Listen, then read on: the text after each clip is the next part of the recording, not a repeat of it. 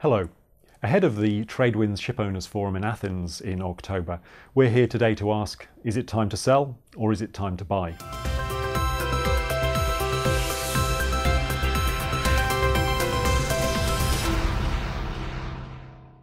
Welcome to the programme.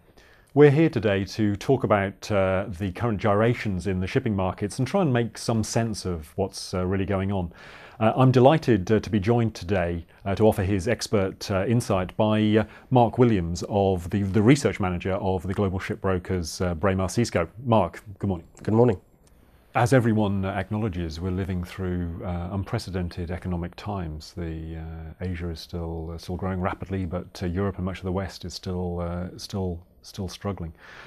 Obviously, this makes taking investment decisions for ship owners very, very difficult. In fact, one was telling me recently about the old story that a Greek ship owner wakes up every day and asks themselves, where am I in the cycle? Is it time to sell, or is it time, in fact, to buy?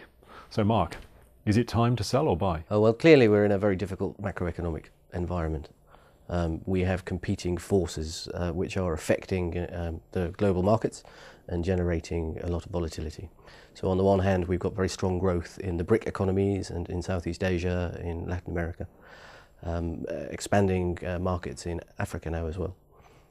On the other hand, we've got the fragility of global banking systems, mostly based on Western banks and also on sovereign debt in places like Greece or the United States. In that context, it's very difficult to play an asset cycle.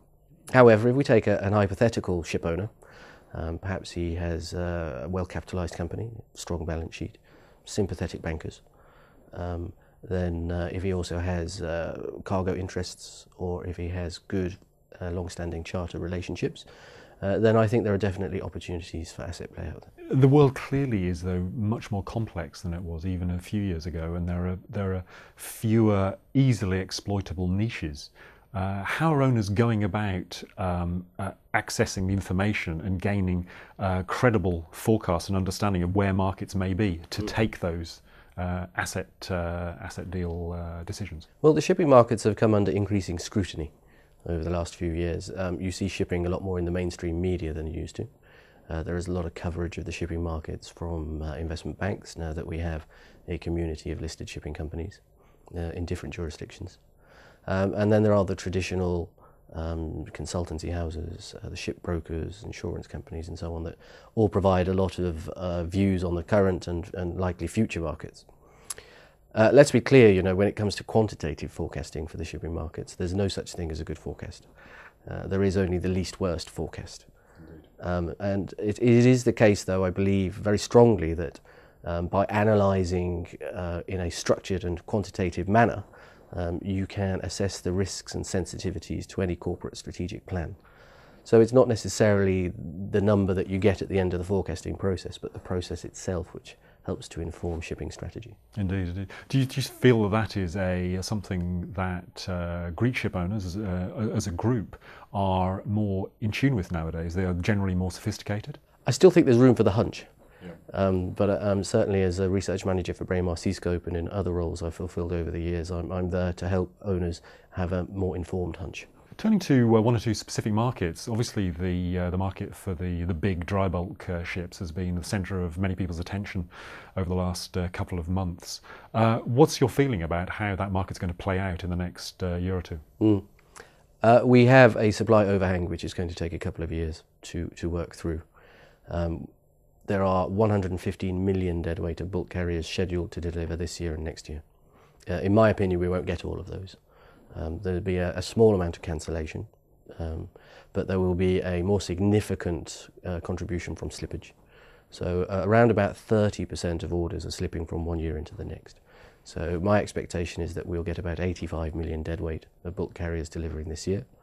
Against that, we're going to scrap 29 or 30 million deadweight of bulk carriers this year, which is great news. That will cap fleet growth at about 8 or 9% this year.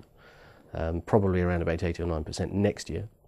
Against that, we have against that supply growth, we have demand growth, which is now running at around about 5.5%, which is fantastic. This is demand growth that we saw during the years of the super boom, 2004 to 2008.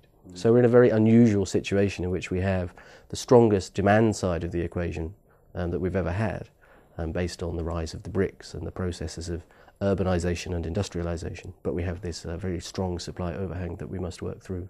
So why, despite these structurally low rates at present, are we seeing such intense volatility at quite sharp levels, almost day to day, in fact? The spot market will always be volatile, I think. But it seems to be more volatile than it has been in the past? I suspect not. I think when you see what happened in 2008, 2009, where you saw the Cape-sized spot market correct by 95% and rates bottom out into full figures, then I don't think we can claim to have equal volatility to that. We seem to have reset the markets back to where we were before the boom. For many years, the dry cargo fleet had been underinvested because returns had been low. Then we had the years of the China predicated boom from sort of 2002 to 2005. Then we had a little lull in the markets. At that stage, I think enough ship owners had made enough of a profit, and the Chinese shipbuilding industry had come to offer lots of new building opportunities, such that the fleet became reinvested. So there's been a lag in investment, which has led to a lag in supply. And we just have to work through that. Of course, if you were an owner of Handysized ships at the moment, you'd be laughing, really. You wouldn't be doing too badly at all. I think laughing might be a bit strong. You might be sort of gasping with relief. I think the Handysized sector has displayed remarkable robustness over the last few years. You don't make the great returns that you do with a larger bulk carrier, but it has been very steady, and the Handysized fleet has been pretty steady over the last decade. In fact, it's been relatively. Has that been the fundamental reason why that market has been steady? There hasn't been such expansion in the capacity. I think it's a very large contributor to that. Yes, as well. You have to consider that port development has perhaps lagged in the dry cargo sector. For instance, if you compare it to containers. So there are still a number of ports in developing regions that require small geared, shallow drafted Handysized bulk carriers. The upheavals of the last few years have defied virtually every forecast that anybody has made. Really, is there much point to continuing to forecast, and what value does the forecaster bring to the ship owner who is trying to take such investment decisions? Well, the shipbuilding industry has developed very quickly over the last 5 years.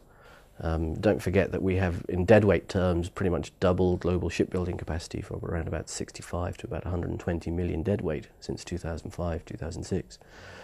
It's no surprise that as a result of that, getting accurate and timely information out of lots of new shipyards is going to have some hiccups. I think there's lots of work that the classification societies and industry reporters can do to work more closely with the shipyards.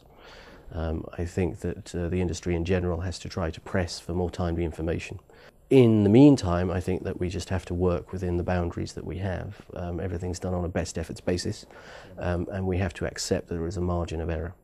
As I said, one of the key things with forecasting is the process of assessing these sensitivities. Shipyards have already cut their prices dramatically over the last couple of years. Do you believe shipyard prices have further to fall? It's a very difficult position for the shipbuilders, isn't it? Because their costs are rising.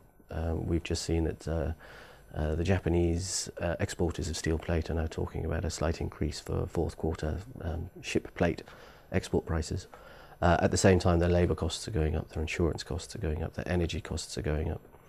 But they have to try and manage their berth capacity in order to maintain employment, and perhaps the best way to do that is to manage their productivity. If they can do that successfully, then I imagine that they will be able to support prices to some degree. For those shipyards that need to try to maintain market share above all else, perhaps they will have to be the first to cut prices. There are downside risks to new building prices. And of course, several high-profile Greek ship owners have been struggling recently, as is well known, and the Greek domestic economy is in very bad shape. With so many shipping markets being bad, an outsider may think, what real future is there for Greek shipping? Does it have a bright or perhaps a bleak future? I think that Greek shipping is old enough to look after itself. It's been around for 2,000 years or more. I think that the Greeks will have exactly the capabilities that are required to survive and to prosper in the future. You don't think that Greek ship owners may prefer to invest some of their money, or more of their money, should I say, in property, say in London or New York? I think coming up to the Olympics, then London property market is almost certainly a good bet. let's be clear that the centre of gravity of the global economy has definitively shifted south and east. And China is now the world's second largest economy. India is not far behind. I think that the Greek ship owners are enough of an international community to understand that they will have to follow the market where it goes. The good news is that ships are a very movable asset.